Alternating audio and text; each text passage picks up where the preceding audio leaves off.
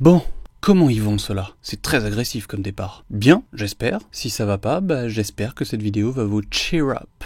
C'est stylé comme mot. Aujourd'hui, petit sujet pour une toute petite gamme vraiment très peu importante chez Lego, comme dans ma vie. C'est pas vrai, c'est même faux. Donc reprenez toute ma phrase et changez les négations en affirmations. Et inversement.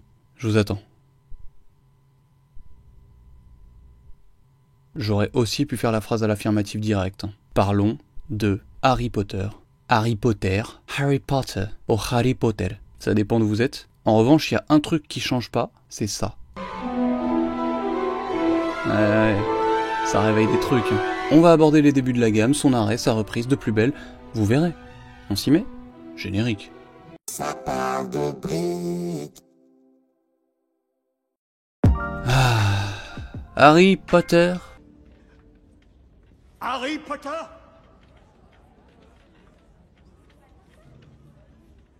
Non. Non. Harry Potter! Vas-y, Harry. Harry, s'il te plaît.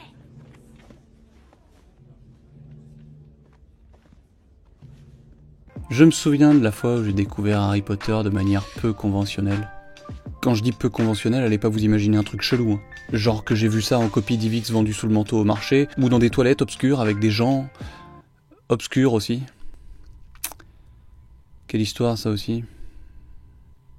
Non, non, non. J'ai découvert ça au cinéma, classique. Puis j'ai enquillé avec la lecture de tous les bouquins au fur et à mesure de leur sortie. Vraiment rien d'original. Ah si, il y a un truc assez original. Là où toute personne normale lisait ou avait déjà lu chaque roman en un temps normal de quelques dizaines d'heures pour les plus courts et de quelques jours pour les plus longs, moi j'ai lu La Chambre des Secrets.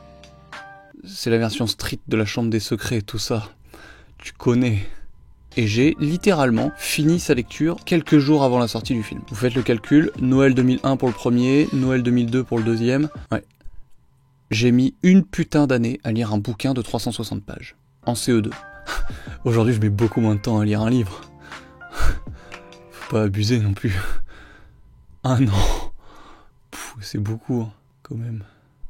Non, personnellement, ma version de dévorer un livre, c'est 2 semaines. Matin, midi et soir. Véridique, hein. À l'époque, j'ai fait ça pour le 7e et dernier livre, et j'ai vécu mon premier confinement en 2007 pendant les vacances de la Toussaint. Pour éviter tout spoil, vu que c'était le dernier, ça l'aurait foutu mal. Et en plus, j'avais pas un, mais 2000 trains de retard sur le monde entier, sur la lecture de tous les tomes Harry Potter, et bien évidemment, je n'en ai pas découvert un seul en entier. Je me les suis tous fait spoiler avant de les lire. Pourquoi je lis si doucement? Vous voyez une pièce de théâtre? C'est appris à la virgule près, de manière à pouvoir restituer son texte, sans faute, mais surtout de manière à avoir une interprétation propre à chaque acteur. On est d'accord? Bah moi c'est pareil.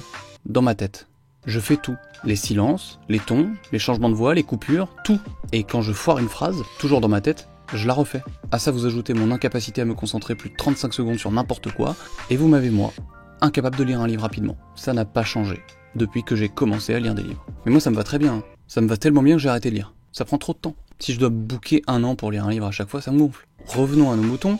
Expression de vieux, Noël 2001, je découvre ce qui sera l'une de mes plus grosses influences, encore aujourd'hui. Je me souviens qu'à la sortie du film, je voulais mettre mon écharpe comme Harry la met dans le film. Je sais pas si vous avez déjà essayé, mais c'est impossible. Un coup de vent, elle se barre, pas de coup de vent, elle se barre quand même. Donc, le faites pas, me remerciez pas pour les quelques secondes que je vous aurais fait gagner. En bordel, comme ça, je collectionne les baguettes issues des films. Je connaissais le premier quasiment par cœur, à tel point que je voulais en faire une BD et j'avais commencé à la dessiner quand j'étais petit. Je rêvais d'aller à Orlando, dans le village Harry Potter. J'en rêve encore. J'en rêve encore. Mes rêves d'avant le dodo, vous savez ceux qu'on se raconte avant de dormir, parce qu'on a le seum de pas savoir rêver consciemment, alors on se console comme on peut, avec des histoires dont on est le héros et dans lesquelles on sauve le monde. Non, vous savez pas? Ah, merde. J'en ai peut-être un peu dit trop là.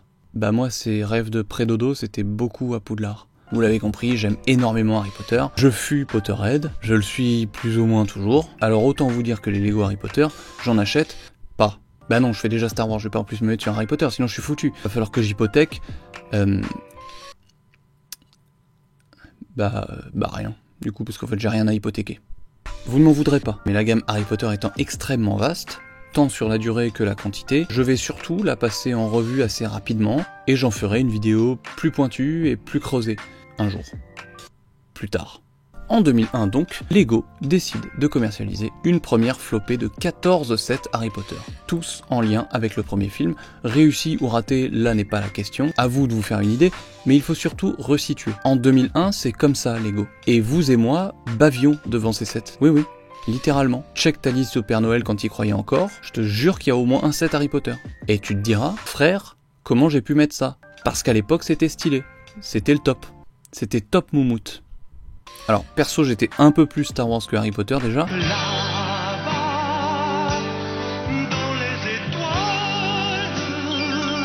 Mais même si ces sets font très vieux aujourd'hui, c'était la crème de la crème en 2001. Et la plupart de ces sets se revendent bien cher encore aujourd'hui. Parce qu'il y a une grosse fanbase de Lego Harry Potter. Et de Harry Potter. Et de Lego. Et de culottes usagées, mais ça n'a rien à voir. Parmi les sets les plus convoités et mythiques, on a Poudlard et le Poudlard Express, entre autres, tous deux régulièrement remis à jour ensuite. Mention spéciale à Gringotts qui, pour une banque ultra sécurisée et impénétrable pour le moindre moldu, là niveau sécu c'est un peu léger quand même. Vraiment n'importe qui peut rentrer là, ou même là, ou là aussi, et même là. Tu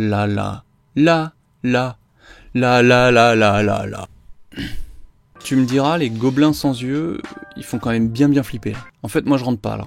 En 2002, suite de la gamme, cette fois-ci en relation avec le deuxième film, évidemment. Ici, Lego nous propose 17, il y a beaucoup de budget dans les effets spéciaux, c'est allant jusqu'en 2004. Et oui, il faut attendre chaque film à chaque fois. 2003 marque une année importante pour la mini-figurine Lego, puisqu'elle marque l'année du changement. En effet, toutes de couleur jaune par souci d'inclusion depuis 1975, année de création de la première mini-figurine Lego telle qu'on la connaît aujourd'hui, elle connaît ses premiers changements de couleur de peau grâce à la gamme NBA. Oui. En même temps, un Shaquille O'Neal ou un Kobe jaune, ça devient tendu à reconnaître. On va donc connaître des variations de teintes cutanées, et plusieurs gammes vont en bénéficier, mais uniquement des licences. Et oui, encore aujourd'hui, Lego ne réserve ces variations de teintes qu'aux licences. Mais vu que l'intégralité du catalogue Lego est dédiée aux licences, autant dire réserve cette particularité à tout son catalogue. C'est pareil. Allez hop là. Ça c'est fait. Petit coup de pied retourné dans le groin. Coup de pied retourné dans le coin.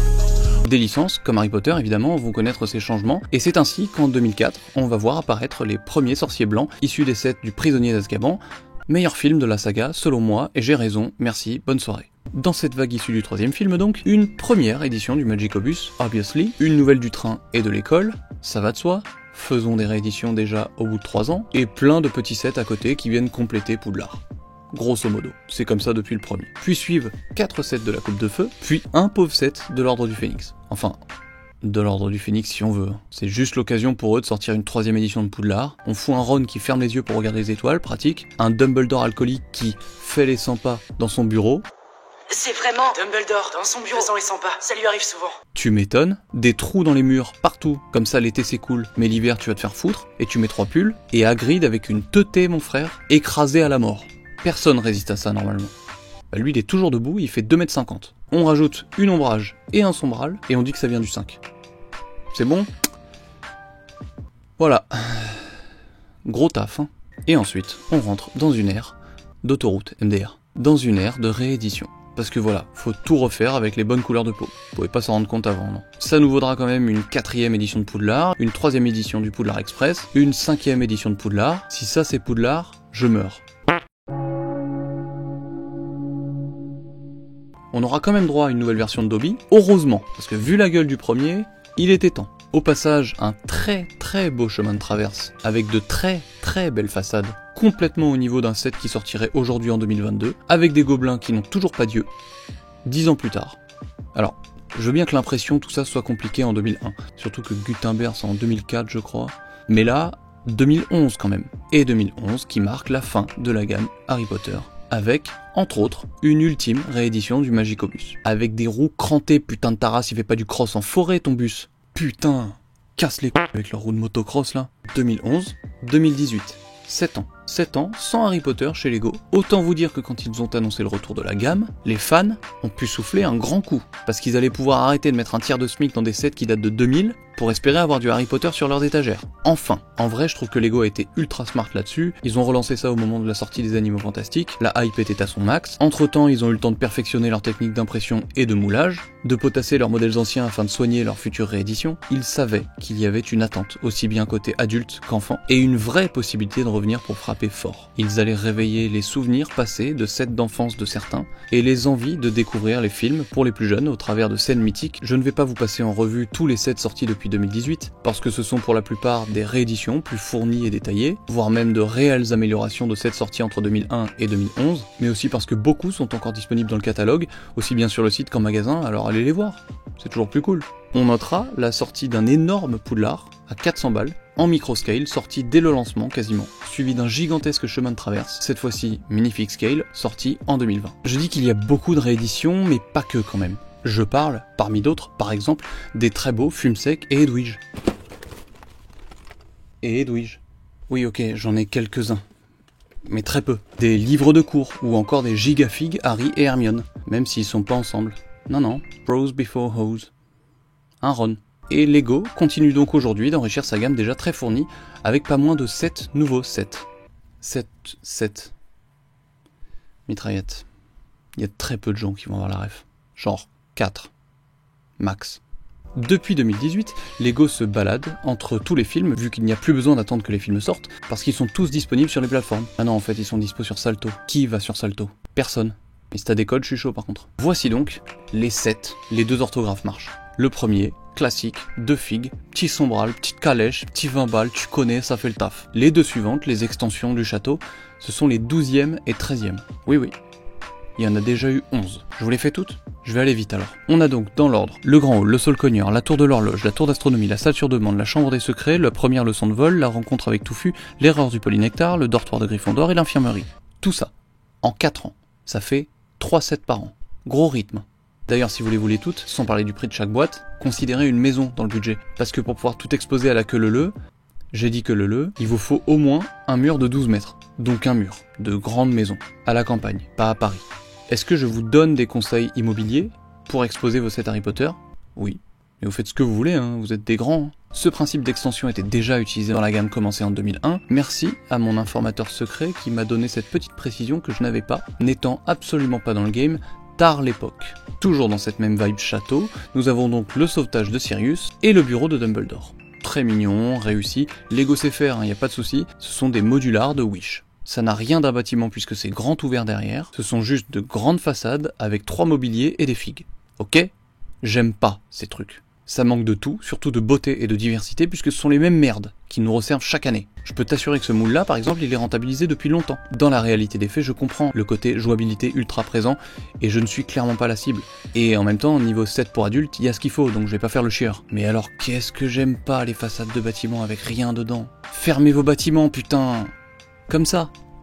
Bon, il y a 5 fois plus de pièces, mais c'est pas le sujet, ok? N'essayez pas de détourner mon attention. Pour les prix, on est à 50 € pour Sirius et 80 pour Dumbledore. Dit comme ça, on dirait juste que le vieux cul vaut plus cher. Pour le suivant, c'est encore mieux, 90 € pour la cabane hurlante et le sol cogneur, c'est pas comme s'ils en avaient déjà fait un. Cependant, la cabane a l'air mignonne. Ah bah non, c'est encore une putain de façade. Ensuite, nous avons le ministère de la magie. Vous vous souvenez de ce bâtiment majestueux, imposant, effrayant même par certains côtés? Là, c'est une arche, couleur Noël, symétrie parfaite, que des façades, 3 heures de taf, bim, 100 €. Allez, ça part. Masterclass sur l'avant-dernier. Le 12 Square Grimoire, le fameux QG de l'Ordre du Phénix. Alors, c'est bien parce que au moins, ils ont fait un vrai truc pour le 5e film, enfin. Avec un mécanisme qui a l'air sympa.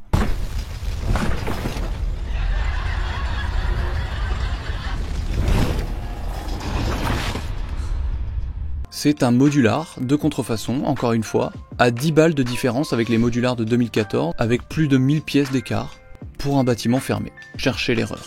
J'aime pas les façades. Ça me gonfle. On fait le dernier parce que ça va me gonfler. Vous voyez ça? C'est soyeux, c'est chiadé, c'est tout en volume, c'est travaillé, c'est esthétique, ça marche. Et puis c'est pertinent. Alors autant continuer la gamme, non? Bah oui, grave. C'est quoi ça? Un Magyar à pointe? Ça c'est un dragon Ninjago aux couleurs d'un Magyar à pointe si tu veux. C'est pas un Magyar à pointe ça. Voilà, ils ont voulu continuer une gamme qui marchait bien. La conclusion à tout ça, c'est quoi? Là, je vais vous le dire. Je remercie Lego. Je remercie Lego de ne faire que des façades et c'est tant mieux, comme ça je serai pas tenté de les acheter. Merci Lego de m'aider à faire des économies et du gain de place. Continuez Lego, vous faites un taf incroyable en fait. Vraiment, vous êtes sur la bonne voie. Et pour la prochaine vague de 7, faites que des façades. Encore mieux. Pas de surprise. Merci d'être resté jusque là, c'est tout pour moi. C'est ciao. Non, je ne suis pas Squeezie. Il faut que j'arrête avec ça. Il faut que j'arrête avec ça. Arrête de voler les gimmicks des autres. Tu es un enfer. Et là, tu parles à ta main. Tu comprends quand même qu'il y a un truc qui va pas. Tu le vois, ça, non? Ou pas? Réponds-moi quand je te parle. Oui, tu le vois. Ah oui, me fais pas ces yeux-là. Tu me faisais les mêmes yeux la dernière fois à la boulangerie pour le carambar au caramel. Je t'ai dit quoi? Je t'ai dit non. Tu arrêtes. Tu arrêtes. Tu arrêtes, je t'en mets une.